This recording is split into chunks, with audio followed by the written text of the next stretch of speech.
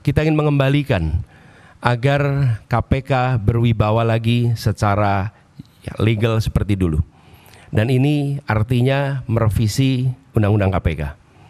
Kami ingin agar revisi ini akan bisa mengembalikan KPK kepada posisi yang kuat. Yang kedua adalah standar etika yang tinggi di tubuh KPK. Kita ingat era di mana KPK datang di sebuah tempat, tidak mau ikut makan, tidak mau ikut kegiatan-kegiatan yang didanai di luar KPK. Standar yang tinggi itu harus dikembalikan di KPK, sehingga bukan saja undang-undangnya memberikan kekuatan dan kemandirian, tapi juga di dalamnya baik pimpinan maupun seluruh staf bekerja dengan kode etik yang amat tinggi. Yang ketiga adalah rekrutmen. Rekrutmen di KPK kita perbaiki sama-sama seperti tadi disampaikan yang diusulkan oleh Presiden di tingkat pimpinan maupun rekrutmen staf. Bukan sekedar mencari pekerjaan, tapi menjadi tempat untuk memberantas korupsi. Ini hal pertama yang kami ingin lakukan. Yang kedua adalah seperti katakan tadi, optimalisasi LHKPN. Dan kami setuju, bila tidak itu dilaksanakan, maka bisa dilakukan demosi, bahkan reposisi atau sanksi yang lain.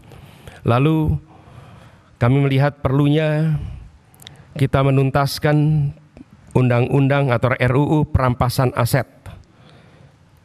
Koruptor harus dimiskinkan, tidak ada pilihan lain. Ini adalah hukuman yang harus diberikan. Yang berikutnya adalah kami ingin mendorong konsep illicit enrichment dan trading in influence. Sesuai dengan UNCAC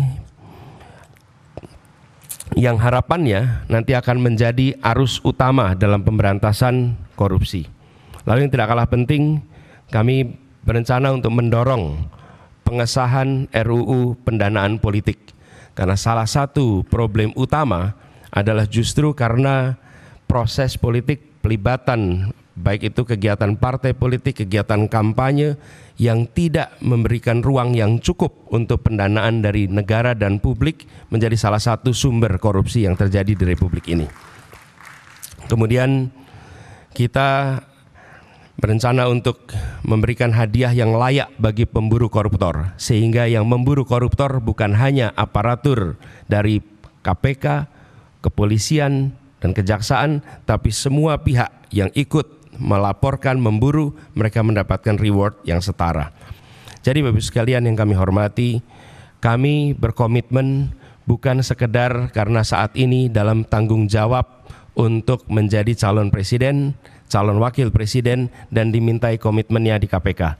Perlu kami sampaikan bahwa komitmen kami untuk memerangi korupsi sudah dimulai sejak zaman dulu. Zaman mahasiswa aktif untuk memerangi praktek-praktek korupsi di era KKN merajalela. Ketika kami bertugas sebagai akademisi, rektor, maka kami menetapkan mata kuliah anti korupsi sebagai mata kuliah wajib yang harus diambil oleh setiap mahasiswa, dan waktu itu bekerja sama dengan KPK. Barangkali menjadi satu-satunya universitas di Indonesia, bahkan mungkin di dunia, yang menjadikan mata kuliah anti korupsi sebagai mata kuliah wajib.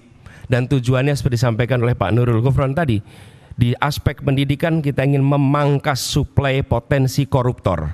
Dan bila itu dikerjakan, harapannya dalam jangka panjang kita akan bisa mencegah potensi itu. Yang berikutnya, ketika kami bertugas di DKI, kami membentuk yang disebut sebagai Komisi Pencegahan Korupsi Ibu Kota, KPK Ibu Kota. Ini dikerjakan untuk kita mencegah praktek korupsi yang ada di dalam institusi Pemprov DKI Jakarta. Jadi Bapak Ibu sekalian kami hormati, soal ini adalah soal serius, bukan soal untuk main-main, bukan soal untuk guyonan. Ini adalah persoalan korupsi yang amat mendasar yang harus dibereskan. Dan kami tegaskan bahwa komitmen yang kami sampaikan di sini adalah komitmen kami melanjutkan apa yang sudah kami kerjakan selama ini. Bukan semata-mata karena ditugasi menjadi pasangan calon presiden, tapi ini adalah komitmen lama yang akan kami teruskan. Dan insya Allah ketika kami ditugaskan, maka integritas menjadi faktor nomor satu dalam penentuan pribadi-pribadi di pemerintahan. Termasuk ketika penyusunan kabinet, dalam penyusunan pimpinan-pimpinan lembaga, termasuk dalam mengusulkan nama-nama menjadi anggota KPK, pimpinan KPK.